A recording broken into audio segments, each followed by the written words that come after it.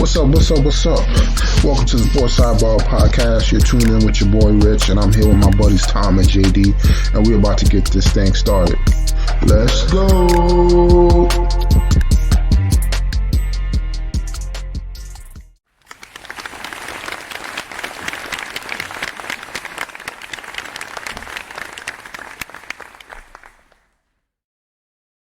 Welcome back, ladies and gentlemen. We got a brand new one for you guys. How's everybody doing today?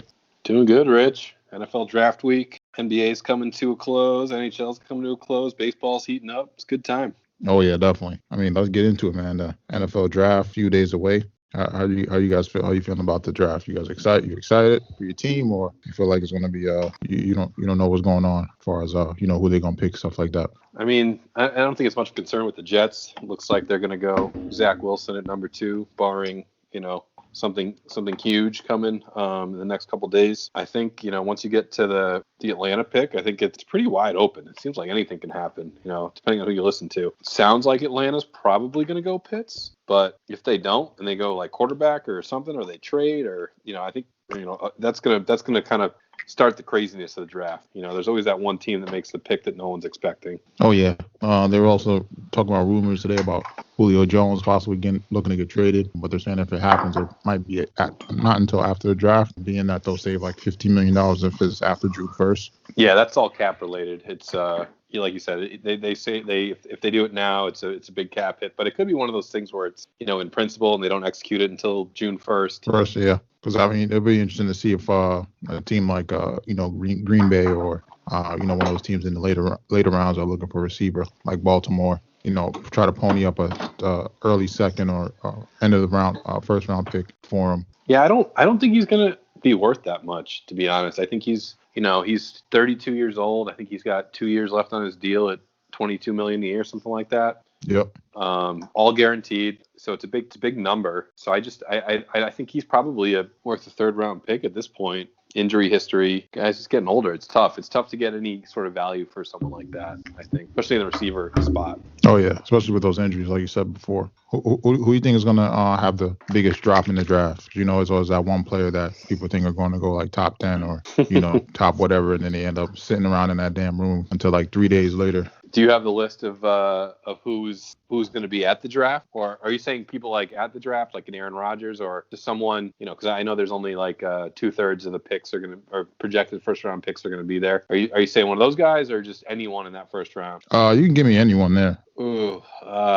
there's I feel like there's a couple of defensive guys that could slip. I think I've seen Kwity Paye anywhere from 10th to the end of the first round. Devonta Smith might drop if the Giants don't take him. They were talking about him being a top 6 pick early, but Jamar Chase and Jalen Waddle seem to have gone up people's draft boards. Penny Sewell could be a guy that drops as well. And I don't really know why. I mean, he was like almost like a consensus top 3 pick here, and now he's kind of in that 7 range. But if the Lions don't go tackle, I could see him dropping down as well. So I think there's a few guys like that. I don't think any of the quarterbacks are going to drop. If they do, my guess is it would be Fields, and I don't think he gets past the Patriots. But yeah, I don't know. What do you think? Is there anyone that jumps out at you that might drop? Yeah, I was definitely thinking Fields. But like you said, I didn't think he was going to go past 15. Even though considering he's probably considered the second best quarterback in the draft,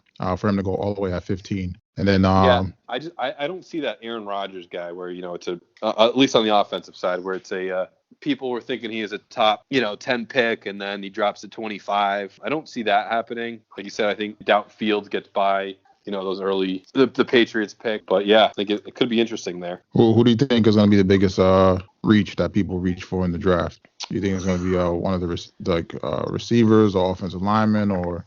Oh man, it depends what's running, right? It's always what are people getting nervous? It's like your fantasy draft, right? When the first 2 quarterbacks go, everyone just starts jumping on quarterbacks. You know what I I mean? Like I feel like sometimes these guys panic because they have a need like an offensive lineman, and they just start unloading linemen. Oh yeah, I think that's going to happen in the later rounds with the receivers. I mean, once these top 3 receivers are off the board, people are going to start reaching for receivers. There's supposed to be a lot of good receivers in this draft, even for or maybe some offensive linemen that were supposed to go later. But I feel like those are the two positions that are going to go like hotcakes. Like once a few people start picking them, then everybody's going to start picking them. Lineman and receiver. Yeah. Yeah, I feel like receiver could go hot because I think there's a couple of guys at the back end there, like the kid from Florida and Mississippi, with Elijah Moore and Kadarius Toney. So I feel like those guys are sneaking into the first round now, and I think that, like you said, I think if someone grabs one early, I feel like there could be a run on receivers. Oh yeah, I feel like they'll be going like crazy. I'm also hearing rumors about this quarterback from Stanford.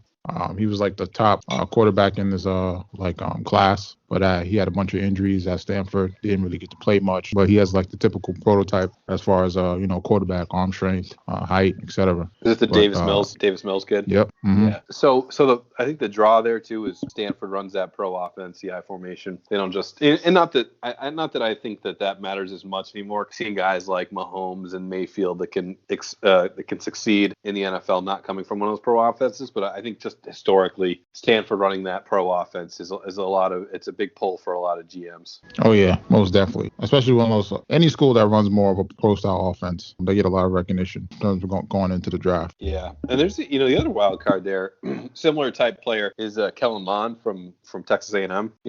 Big kid, big arm. I think the knock on him was that the read progression, being able to pick up mics and stuff. But I don't know if you heard that interview from Patrick Mahomes. I think it was maybe a few days ago, talking about how when he got into the league, he couldn't call out the middle linebacker. So it took him working with Alex Smith and being able to read defenses, and then look what he's doing now. But when he got in the league, he had no idea, because you didn't have to do that at that college level offense that they were running. They would just snap it and get open. So I think Kellen Mond is another interesting name in those like second, third round quarterbacks. Oh yeah, I picture some of those teams, such as maybe New England or the Bucks or the Steelers, reaching for those quarterbacks come the second round. Yeah, that's if the Patriots don't jump into the higher pick in the first round, or potentially, the rumors are flying again about Jimmy Garoppolo being on the block. So I think if Bill had his choice, he's taking Garoppolo, but if he wants to draft one of these guys early, he might move up. Yeah, or if Mac Jones falls, wouldn't be surprised if that happens. Yeah, could be. And then on to the NBA. You mentioned it earlier. Knicks was on the hot streak. Damn, Chris Paul shut us down yesterday. We were up by double digits. Couldn't stop him at all. He scored 7 of the last 10. 7 of the last points to take the lead. It was all downhill after that. Right now we're still tied for fourth with the Hawks. It's going to be interesting to see. We got about 10 games left. How you feeling about your Celtics, man? I think they're a playoff.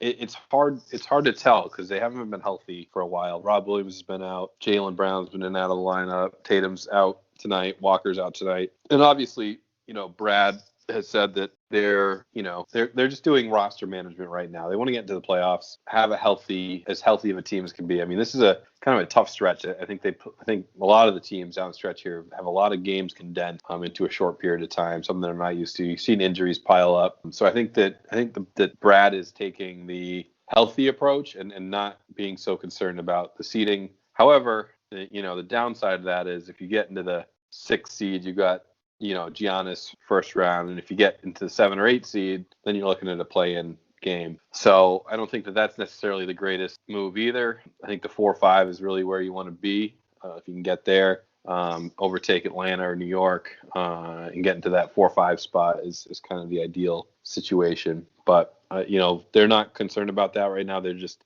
trying to get everyone healthy for a playoff run here. And I was reading some stuff today, and a few of the teams that are, the Knicks and the Hawks didn't have to play in the bubble last year. So, I think that's contributing to their better health. They haven't had too many issues health-wise. I know Trae Young's been out with a rolled ankle, but I think that's definitely, has boded well for them. Oh, yeah. We're going to see come playoff time to see if that affects them during the bubble. So what do you think the Knicks' realistic ceiling is? Do you think they're a top 4 team in the East? Are they right behind Milwaukee, or are they more like kind of preying on some bad teams right now, some teams that are out of it, beefing up those wins?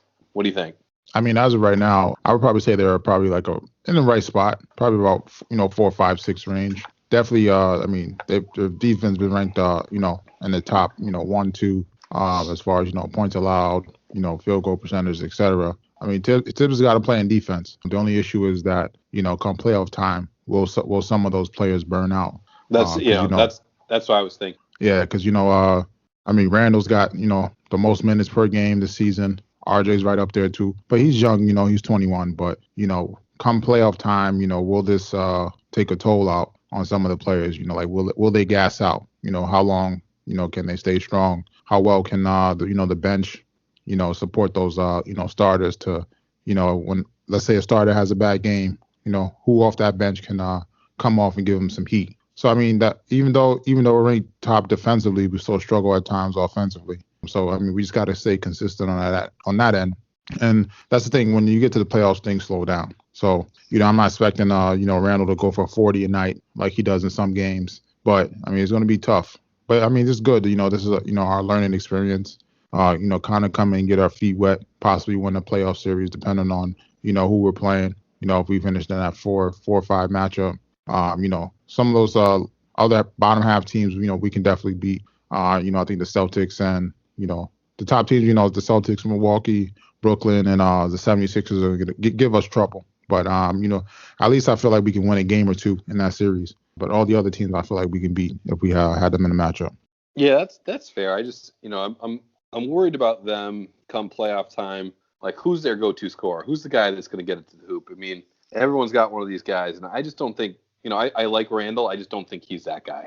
Yeah, but I feel like at times he is, but I mean, everybody has to be playing well. Mean, this is gonna be RJ's first shot in the playoffs. So like I said, things slow down. I mean, teams lock in on you defensively. Exactly. So I mean, when you try to do that same move you was getting off in the regular season, it might not be working, right? Because teams are switching up defenses. They're going to zone. They're switching everything. They're putting their best defender on you. So I mean, it's going to be interesting to see who they match up with, and as far as the playoff matchup, and then if they can win the first round series, win a few games or so, and then it all depends if they go in the bubble or not. I don't think they announced whether or not they're going to be going to the full bubble or they're going to be doing doesn't look like it. Yeah. So like I said, it's going to be interesting to see. And the thing I mentioned about the minutes per game, will that have that effect on some of the players that have been carrying the teams? I mean, Randall's leading the league in minutes, so I think this is the most basketball he's been playing in a while, even since being on the Lakers. I don't think they really got to the playoffs when he was there. So yeah, he looked a little tired last night. I'm not gonna lie. I watched a lot of that game. Yeah, I know Tibbs has been giving us some few days rest here and there because they said he's changed a little. He hasn't been running players into the ground. They said when he wasn't coaching the past few years, he was running around spending some time with different coaches. Like Doc, and seeing what some of the new stuff they do to manage personalities with these players these days, so he can connect with the younger generation. So and it seems to be working. So hopefully he's not running them too much come playoff time, players aren't getting gassed out. Yeah, I don't know if he can do that. It's just like in his blood to run these guys into the ground. But yeah, hopefully you're right. Hopefully he gives them some time, gets a little healthy, and gets some rest here before the playoffs start up. Oh yeah. And speaking of injuries, I mean, we got LeBron and getting ready to come back. AD came back a few nights ago. I think they won the other night. First win since AD came back. And then I think LeBron's right around the corner. Who do you think is going to make a bigger impact or more needed to win, LeBron or James Harden? I think James Harden, to be honest. I think, man. Actually, you know what? Cancel that. I think it's LeBron. I just don't think the Lakers have. I don't think the Lakers have that guy that can take the ball like you were talking about. You need a hooper. You need someone to create something. LeBron's that guy. I don't think the Lakers have anyone else that can do that. I mean, Anthony Davis is a top 5 player in the NBA, but that's not his game really. He's kind of in that post up game, playing 15 to 19 feet away from the hoop, getting down low, making an impact defensively. You can already see it on that Lakers team, but he's not going to be one-on-one at the end of these games trying to create something. You know what I mean? Just same as KG was when he was on the Celtics. I feel like everyone wanted KG to be, the guy that took the ball at the end of the game, but it was Paul Pierce who was getting that ball in his hands to create something. Oh yeah. And I think that Brooklyn has Durant and Kyrie there to kind of supplant that. I think Harden has made a huge difference on that team, though, in terms of distributing the ball, just playing well overall. But I don't think that, all things square. I think that the Nets need Harden to be a factor in the finals. Yeah, I feel like when the ball is in his hand, everything's so much easier for their offense. Because I mean, at that point, when he has the ball, you can't double KD. I mean, you can't even. I mean, you're pretty much stuck with your man as a one-on-one matchup, and he's either going to get that step back three or he's going to get to the hole. And when he gets to the hole, he's either going to get fouled or get a layup. And then if you try to double him or try to help, I mean, you don't want KD or Kyrie taking a wide open shot. Yeah, exactly. Like, I'll take my chances with Kyle Kuzma shooting a three at the end of the game, but I don't want Kyrie or KD to be the person that does it. Exactly. And then, I mean, it's looking like it's over for some of these other teams. I mean, it's looking like our lottery is going to be, for the NBA, is going to be Minnesota, Detroit, Orlando, Houston, and possibly OKC. I think they're a game back from the fourth spot. I mean, unfortunately, if Minnesota doesn't get a top 3 pick, that pick is going to Golden State. Man, can you imagine if they get the 4 spot and Golden State gets number 4 pick in the draft with Clay coming back, Wiseman coming back next year? Man, that'd be wild. Oh yeah, and it's looking like the first pick will probably be Cade Cunningham. Yeah, Cunningham from Oklahoma, and then Mobley from USC will probably be the second pick, and then from there it's maybe Suggs but he's kind of small. He's like a point guard, shooting guard. I don't know if that would be the pick for Golden State if they had the 3-4 pick. Yeah, maybe not. I feel like it would alleviate some of the pressure off Steph, but you're right. That would be a small lineup. I don't know if they go. I don't know if they go like a small forward.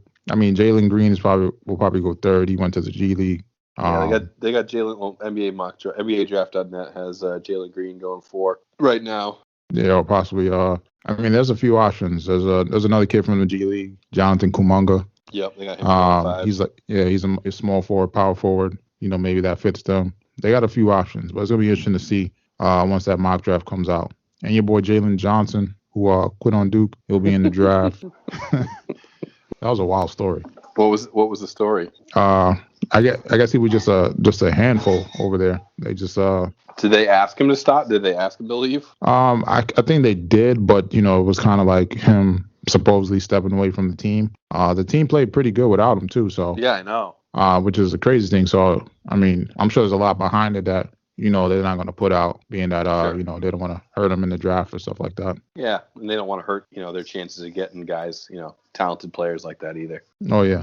Well, it's going to be interesting to see because the draft's going to be right on the lottery's going to be around the corner from one playoff start and everything like that. So yeah, what is it, August 2nd? Mm-hmm. Yeah, I think the playoffs end in July. So yeah, you're gonna end playoffs and get right back into it. Do we know if the league seasons next year are gonna start in December again, or is it gonna move up, or are they gonna kind of like inch it back to that October time frame? Any idea? No, they haven't announced it yet. I know they're gonna probably meet after the season's over, talk about it. They're probably gonna go over like player injuries from the previous year to see if it makes sense to do the full 82, and then I'm sure COVID is going to have to have an input on it if stadiums can be open to full capacity or not, because at this point it's just all about money, so to say. Yeah, the NBA wants to do what's most profitable as far as doing a 72 game versus an 82 game season. Yep. I don't know if the contracts are up for some of the sports networks. Maybe they do a redo deal or something to because of the shortage of games. So it's gonna be interesting to see.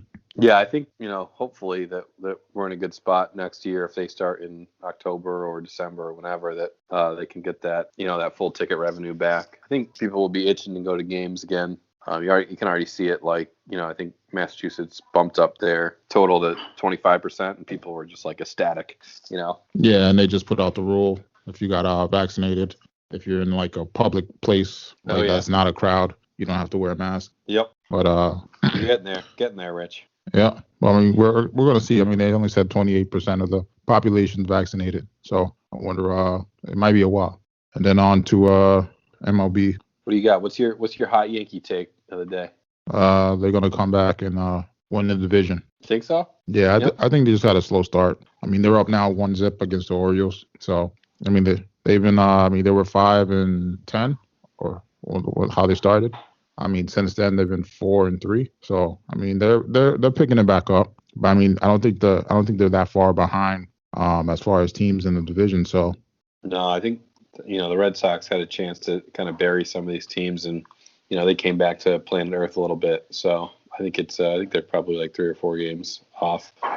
yeah, I mean, Yeah, yeah, five, yeah, probably like five from the Red Sox. So I mean, they're right there. I mean, and then they're like two to three games behind everybody else. I think the yeah, only other teams in the AL is the Red Sox and the Royals. No, Red Sox, Royals, A's, and Mariners got like 13, 14, 15 wins. So those are probably like 4 or 5 games, and then everybody else is like 2 to 3. So yeah. They need to start hitting the ball. That's the problem. They haven't done anything, and the top to bottom, no one can hit the ball. So yeah, start hitting. The pitching's been okay. Relief pitching's been good. They just need to really start hitting the ball. I think they only have one guy batting over 250. Not yeah, that that's a huge thing these days. It's all walks and home runs. So, but yeah, it's been bad. So, want to get your take on Fernando Tatis, Trevor Bauer. What are your thoughts on that situation? what him going back and forth with Fernando? Just I think that Fernando hit 2 home runs off Bauer. They asked Bauer after the game what he thought about Tatis pimping his home run out, and he was like, he deserves to. He hit my best stuff and deserves to celebrate. And if I get him on a strikeout, I'm going to show some emotion too. The game kind of needs it. So Oh yeah. I think this is the first time we're seeing baseball show trash talk, so to say. I feel like it's been very polite in the past. it's not that it's polite. I think it's just hidden. Like you don't see it. Yeah. Yeah. But I like when they show that because it shows that these players are competitive. They want to win, and it makes the game more fun. Because it's like it makes the matchups, the pitcher versus the hitter matchup more interesting to see. Kind of because it's a one-on-one matchup, so to say. It's kind of like, let's say Kyrie and Steph Curry going back and forth, Right. going at it. Is he going to get a home run? Is he going to strike him out? And then if he strikes him out, what is he going to do? If he hits a home run, what is he going to do? Especially when the game's been close. It's, to me, I like it. It's a part of sports. It's kind of like somebody taking that last shot, and they want, like Michael Jordan wanting the ball, wanting to take the last shot. We're getting to see some of that with some of these baseball players and versus some of these pitchers. Mm-hmm. Yeah, I think the game definitely needs it. I think it's been tough to grasp the younger audience and keep their attention because it can be a at times boring sport, especially over 162 games. So I think having some of this, I think it's the first time in a long time I've heard people that wanted to watch a series that wasn't, their home team or their favorite team, when people were tuning in to watch, Tatis against Bauer or Machado, John at people. And I think the old timers probably, don't care for it, but I think it's entertaining, and it, if you're going to graft the younger generation, this is what you're going to have to do. Yeah, I mean it gives them, and it also gives baseball that matchup to highlight, because like how the NBA will be like, oh, LeBron versus KD tonight. Yeah. Yep. Now you got Bauer versus Tatis tonight. So it's giving you that draw, kind of like a boxing match. Mm-hmm. Especially if that's your team, or if you're just chugging out the game and you see some of the highlights and you see Tatis hit a home run, taunt the pitcher, they go back and forth. You're like, ooh, you might check this out next time I see them play, right? Yeah. So it gives baseball that draw with certain teams. It allows them to push a star to the forefront as far as let's say the Padres or the Dodgers or whether it be the Yankees or another team. Yeah, for sure. Baseball needs that star power. It's I think that's one of the issues. Mike Trout's been the best player in baseball for the last 8 years, and I'm not sure that people that don't watch baseball a lot even know who Mike Trout is or have ever seen Mike Trout or what he looks like. Whereas back in the day, you had Jeter and Nomar and guys like that that you could market a little better. Even getting into steroids, but Barry Bonds and McGuire and Sosa and all that. So I think baseball needs some of that. The NBA's got it. I mean, NBA thrives on it. With LeBron, Durant, Harden.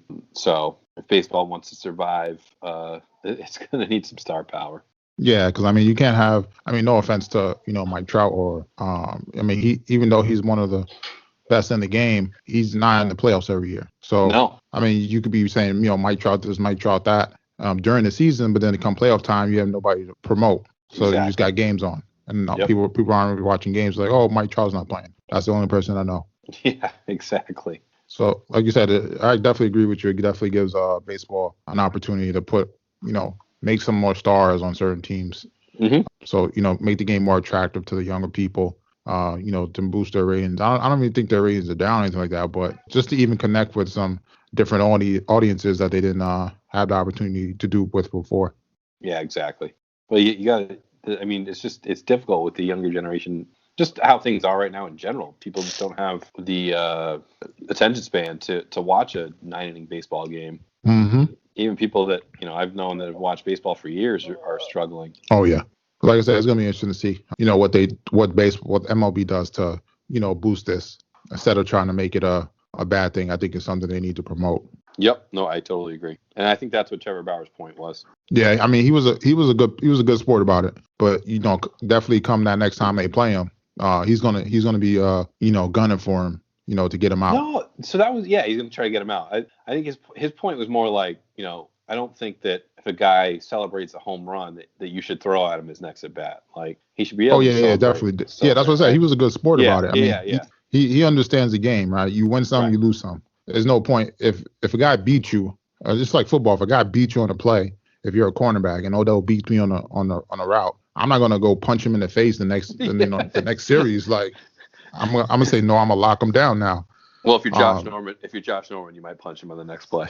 Yeah, but other than that, yeah. But I mean, other than that, like I said, he was a good sport about it. I mean, it's part of the game. I mean, you win some, you lose some. But it's your job as an athlete, as a competitor, to say, I'm not gonna let this guy across from me beat me on another play or embarrass me, so to say. Just like basketball. I mean, it's all the same. I mean, Steph Curry comes down and shoots a three in my face. The next play, you guarantee I'm picking him up from full court. I'm not. Nope. That's not far enough. You can still pull up from there. Yeah, I mean, but yeah, you know what I mean. Like it's just like it's part of the game. You can't take the competitiveness or the I don't even know what the word is called, but the fun out of the game. Right.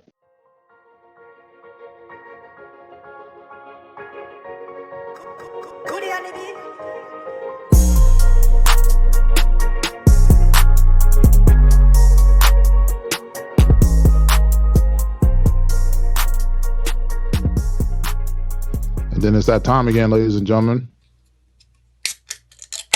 We got a brand new spanking one for you. Another edition of JD's Brights and Brews. What do you got for us? All right, we're back from vacation, so we got a home cooked meal tonight. Okay. It's a healthy-ish version of an Asian dish. So it's basically it's a crock pot pork with Asian seasoning. So we did sesame oil, soy sauce, a little balsamic vinegar, sugar, salt, pepper. Mix that all up. Fry the pork cook the pork on the stove for a few minutes, brown it up. Mm-hmm. Throw it in the crock pot and let it sit for 8 hours. Pull it out, shred it up, and then we threw some mushrooms in while the pork was shredding. Tossed that all in, and then cooked up some Asian noodles, some of those rice noodles. Okay. And put it over top. Had a little bit of juice in the bottom, and topped with some scallions, some hot chili sauce, and cilantro. Oh, nice. That sounds like that would go great on a taco. Oh yeah. It's almost like a carnitas, but it has a little bit of Asian fusion to it. Oh, nice. What did you chuck that down with? So for today's brew, we got it's called the Peanut Butter Mallow Bites. This comes from our friends down at Long Live in Providence. Okay. They're starting to ramp back up a little bit more. One of the things that I love from them is their stouts, really flavorful. Around 10% ABV, and they do the chocolate really well. Some people struggle with it, but theirs comes out really good. So this one is Imperial Stout brewed with peanut butter, marshmallow, and cocoa nibs. It's Mm-hmm. almost like a Reese's s'more, right? It's kind of what it tastes like. So if instead of using the Hershey's chocolate, you use a Reese's, and you make a s'more with that. That's kind of what it tastes like in a drink. So Oh, it's nice. a little sweet, but overall, a pretty solid a stout. They can have out springtime here. Nighttime fire, sitting around the fire. It's a good one to have. Oh, that sounds good, man. Yeah, I'd give it probably 8.6 out of 10. Oh, you hitting us with the bangers, man. Oh yeah, trying to get the good stuff out there, Rich. Like I said, I feel like everyone you pick off. I feel like if somebody you went to the store and there was like 10 beers, somehow you would pick the best one. Without even realizing it. Yeah, there's probably only a handful of beers that I've ever had like a sip of and just thrown away at the end. Like before, you have a sip and you're like, nope, that's not happening tonight. And then you just, throw it down the drain. Called the drain pour in the biz. It's only been a handful of those. I can usually, even if it's a mediocre beer, I can handle it. Oh, nice. But I feel like you got an exotic taste for beers. Like you Oh just yeah, be like if you see a beer, you know what to pick, what not to pick based on the ingredients or what you see on the label. yeah. I think you kind of get to the point where the flavor profiles that you like, and the ones you stay away from. For example, like Amarillo hops, I'm just not a fan of. I just don't like the way that they taste. So I tend to stay away from that one. And Simcoe is probably another one. But some people love it, like and Mm-hmm. love the combo of the two. There's a handful of breweries, Treehouse being one of them, that love to put those two hops together. They think it's one of their best combinations, but it's one that I just don't like. And so like you kind of get used to that. Like I love Galaxy hops. It's a tropical flavor. So anytime you see those Citra hops are really good, like refreshing, clean, crisp hop. Mm-hmm. Um, the ones that are a little bit of a wild card sometimes, and that's why you go to certain breweries for different beers is like stouts and sours. Some do it really well, some do it not so well. So like Long Live does these peanut butter chocolate stouts really well, but other flavors that they have maybe not as good. So you gotta know the brewery, I think, and then you gotta know where their strong suits are. Oh yeah. I mean, I'm taking notes right now, man. It's a lot of trial and error, Rich. Oh yeah, I'm sure. A lot of wounded soldiers left on the battlefield. Oh yeah. And then that's JD's Brighton Brews. Then I mean it's time for the BRRs, man. Let's get to it, man. I know you was a little upset from my BRR from one of the movies that came out. But before we get to that, I wasn't upset. That was Tom that was upset. I felt like it was on point. yeah. But before we get to that, because that was probably gonna be a long one. Finished up Falcon and Winter Soldier. That's the series on Disney Plus. What's about Falcon and Winter Soldier. It just follows the situation after Captain America's gone. About who's going to be the new Captain America. It was a cool little show. 6 episodes. Doesn't really seem like it leads to much as far as the Marvel what's to come. They got some other stuff lined up. That's dropping in June. They got the Loki show, which I think is going to lead into like the Kid Avengers and stuff like that. Drop some hints about that. And then there's some other stuff I'm watching. That Dark and Bone on Netflix. I don't know if you've seen that one. Dark and Bone? Yeah. No, I haven't seen that one. Oh no, Shadow and Bone. That's what it's called. It's supposedly I think created from this book that's like a #1 seller. People going crazy over. I think a second edition of the book came out. No, I haven't heard that one. Any good? Yeah, I watched the first episode. So far, so good. They got like 8 episodes on Netflix. I'm trying to breeze through that for the rest of the week. And then they got some other stuff on there. I don't know if you ever watched The Circle on Netflix. It doesn't sound familiar. It's like a reality TV show. No. Where they have people that live in a house and they communicate through like this circle, so to say. It's like a computer system that's called a circle. But it's kind of like a social media experiment where you like post pictures. You get to know people in the house based off like their social media profile. But then there's some people in the house that are catfishing. So and then each week people get voted off based off like their interactions, stuff like that. So it's kind of wacky, but it's it's one of those trash reality TV shows. Sure. You end up watching that's like not bad. You end up liking. So the movie we waited for, man, came out. Mortal Kombat. Before I get into my take, how did you feel about it? Yeah, I thought it was good for what it was. It wasn't what I was expecting. Okay. I guess I was expecting more of, if you're gonna do like a couple movies, like maybe a build up into Mortal Kombat, the tournament. Mm-hmm. They're definitely, taking the long game here, though. Slowly, it looks like it's going to be a slow build into it, build up, the different characters. Obviously, we had the Scorpion, Sub-Zero stories and how that played on with some of the different characters. We had, the development of Kano a little bit. I thought he was probably the kind of the best character. He was funny. Yeah. Developing his laser eye was awesome. I would have liked more Goro, but it is what it is. He'll obviously be back at some point. But yeah, I thought it was a fair assessment on your end. I think that there were some slow parts of the movie. I think they're obviously setting up a series here, setting up a handful of movies, and I don't know what it's going to be. It could be quite a few, to be honest. The way that they started this. Oh yeah. I mean, for those of you that didn't see, I gave it a 6.5 out of 10. Reason being is because so as far as the characters go, right, there was really no personality. The characters doesn't really show any personality besides Kano. Like if you watch the movie, the most memorable character is Kano, which he's not even the main character. so like if like you watch a movie, and not to say this happens or you should be able to do this, like you watch the movie and you say, oh, my favorite part of the movie or my favorite line from the movie was this or that. It's usually supposed to involve like the lead character, but in this case it did. I think he's still alive too, by the way. Who? Kano. Oh yeah, I think so, for sure. Because you remember in the game he has the silver thing over his eye. So maybe her, stabbing him is going to lead to, him getting the actual silver piece over his eye. I guess robotic piece or whatever.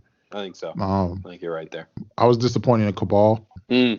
He didn't really look like Cabal, like based off the video game. But I mean, that's just me nitpicking at that. I did like the fact they gave people, like their little fatalities. Yeah. To certain people. I like the Kung Lao one when he skateboarded on the girl. That one was cool.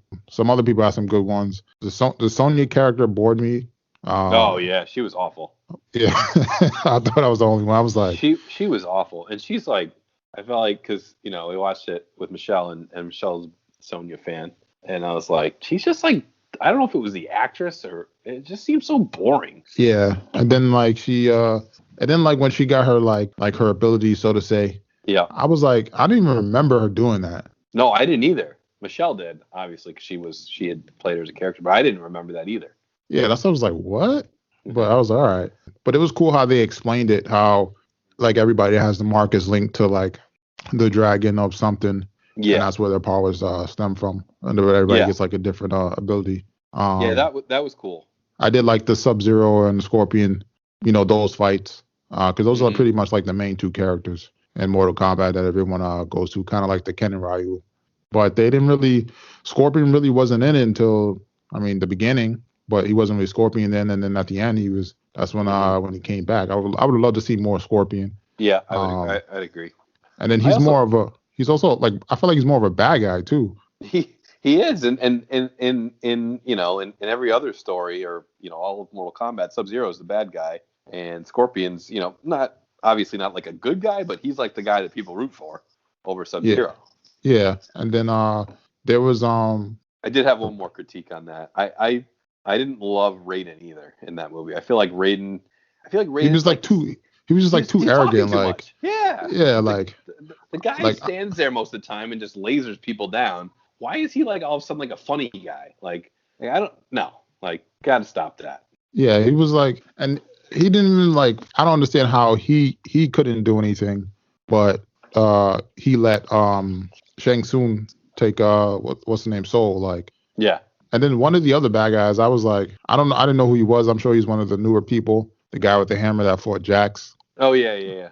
But I'm interested to see where they go, like you said. This is it was a setup for, what's to come. As Yeah. far as the Mortal Kombat, because it wasn't an actual tournament. This is like pre-tournament. Looks like they're going to get Luke Cage and some other people. So I'm interested to see what people they add in. The main characters, I don't even think he's in the game. I think that he's just somebody they made up to, introduce the world. But I wonder if how much of a fall off he takes on the next one. If the next one's focused more on Luke Cage or somebody else. Mm-hmm. And then that might be it. I know Apple's launching paid subscriptions for podcasts now. Yeah, and they're doing the Air Key too, right? Yeah. So I mean, it's gonna be interesting to see. It's gonna be interesting to see. I think they're starting that up next month or the month after. So it's gonna be interesting to see where podcasts go from here. So what is the subscription? I didn't read into this. So if you have a podcast, you can basically make it a subscription. So people can subscribe to like a monthly Gotcha. like podcast or whatever, and you set the price as a podcaster, whether it be $1 or $2, whatever the case may be. But I don't know. I didn't really get a chance to get into the full breakdown of how much an actual podcaster would get from that. Mm-hmm. What's the split between them and Apple, and and so forth. Gotcha. Yeah, I don't know. It's tough because like then why wouldn't you just go to like Spotify and pay for the subscription at Spotify and get podcasts and all that, music and whatever.